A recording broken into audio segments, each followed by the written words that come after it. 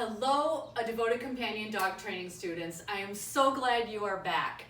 Today what I'd like to do is a follow-up to the video number 3, the Sit for Sardines Spectacular. And let me tell you why.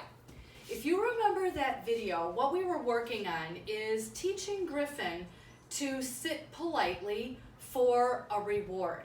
And what I wanted him to do was offer up the behavior. I wasn't asking him to actually do the sit, he was offering the sit. But remember how we had those 4 levels of treats? We started with a low value treat. It was just plain old dog food. Then we moved to cheese, then we moved to bologna, and then we moved to sardines. So each time the difficulty level increased.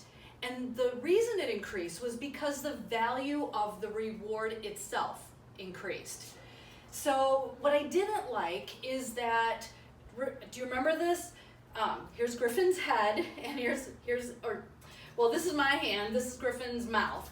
And what he was doing was he was biting all over my hand, then he would stop, then he would sit, and then I'd tell him he was a good boy, and then I'd give him a cookie. Well, okay, but I didn't want to chain those behaviors together. I didn't want him to learn this. First, fuss all over my hand, then sit, then she gives you a cookie. I didn't want that. I wanted him to know that his acting out, trying to get the cookies, was not going to get him any closer to receiving the cookies. So I worked on it all this week, as I hope you did too. So I want to show you our progress after just this 1 week. And then I'm going to give you an idea for how you can use this skill in your everyday training. So I've got cheese, some venison treats, and sardines. So let's get Griffin. I'm going to show you where we are. Oh, but one thing first. When we practiced, I didn't practice like all day, every day. I practiced maybe for just like a handful of food. That was it. So what, 15 seconds at the most, a couple times a day? And I did that every day for this entire week. Wait till you see the behavior we've got now. So much better than before. And I hope if you continue practicing this, you're gonna see an improvement as well. All right, come on, Griff. Let's go, baby. Okay, ready? You sit for mama? Good boy. So I've got just plain old string cheese here. I'm gonna start with that. And I'm just gonna get Griffin up. The way I'm gonna do that is, because he's really into me, into the food right now, is I'm just gonna toss a cookie away. So I'm just like sending him away. I'm gonna set myself up, stand still, and then he's gonna offer the behavior. Let me show you that again, because he's so spectacular. Whoops, stuck to my hand. I'm not asking him to do this, right? He's doing it on his own. Here's the cool thing about that. I don't want to spend the next 10, 12, 15 years babysitting my dog. I want my dog to know this stuff and to own the behaviors. God, think about, your employees at work or your kids. God, do you really want to spend like every single day nagging people? Did you do your report? Did you make that phone call? No, you want people just to do what they're supposed to do. I want my dog to just do what he's supposed to do so that I could take him out into the real world and he can actually be a functioning member of society. Crazy dogs live in backyards. They never get to go out. They don't go camping. They don't stay overnight in hotels. It's dreadful taking them to the vet or the groomer. I don't want that in my life. And I'm imagining that's not the fantasy that you have either for your dog. All right, so fulfill my fantasies, Griffin. So good. You are so good. All right, I'm gonna go one more time. These are the venison treats. Tossing it away just to get him up and away from me. Nice. You are just a very, very, very good boy. Can you high five? Right. Wait, you wave? Aw, look at how cute he is. All right, now we're gonna gonna go for the sardines. So this is not just any sardine. This is a week-old sardine from last time I did a video. So this thing is gonna be ripe. Blah! Ah! Blah!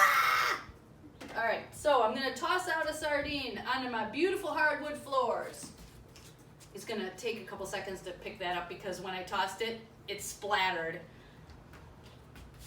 Nice, good job. You are so good. You are so good. So good. Nice. Some sardines on the floor. Nice, good job. Okay, great.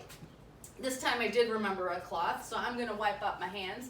Thank you for being so spectacular. With the Sit for Sardines Spectacular. Ready? Okay, come on, kid. Okay. All right, so hang on. Down. Okay, so now, how are you supposed to use a trick like this? One of my students sent me a note asking, how does this trick or this game morph into your dog not jumping up on other people, not doing counter surfing? Here's how. It doesn't actually morph into that behavior. It can't, right? But here's what Griffin learned. He learned that in order to get the treats that I had in my hand, he had to offer up a sit. So he learned to offer up a calm behavior. How does that translate over to real life? All right, so it's not necessarily about the treats in my hand. Let's think about other things my dog might want. Maybe my dog wants attention from me or from someone else. Maybe he wants to see his good friend Ellie or Ellie's mom Kim or Auntie Ann. It doesn't matter who it is, right? He gets excited to see other people. He's a very social dog. I don't want him taking me over to somebody like at the end of a tight leash, right? I want him to calmly walk up to someone and then offer a sit in order to get a treat. So, I'm gonna use this very same game for anything my dog wants, any privilege, anything he wants. If I'm going to open up the back door, all right, back door's here, I'm gonna open up the door, my dog's over here, he's acting crazy, that door is not opening. It's just not. In order for this door to open, he has to sit. That's this game that we just played. If I have him in a crate, he's barking, acting wild in the crate, I'm not opening the crate. I wait until he is quiet and he sits, then I'm gonna open the crate. I've got his food dish here. Not really, right? But let's pretend I've got his food dish here. I want my dog to offer a sit before I set the food dish down. That's how the game transitions over to real life, other things. I want my dog to own the behavior. He sits and then he gets something. Whether it is food, privilege, potty time, whatever it is, it doesn't matter what it is. My dog must settle and sit. That's how the Sit for Sardines Spectacular improves your behavior and your dog's behavior. Because here's the key too. Sometimes the easiest way to solve a problem is to stop participating in the problem, right? So if your dog's jumping up all over you and you're like, get off, get off, get off, cut it out, right? You're just participating in the problem.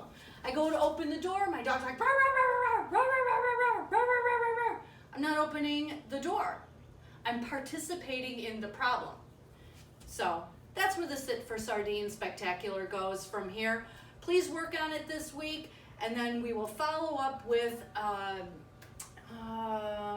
said Jenga. I do want to play that game because here's what we're going to do next.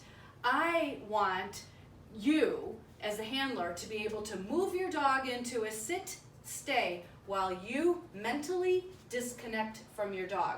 You do something else while he holds that sit-stay.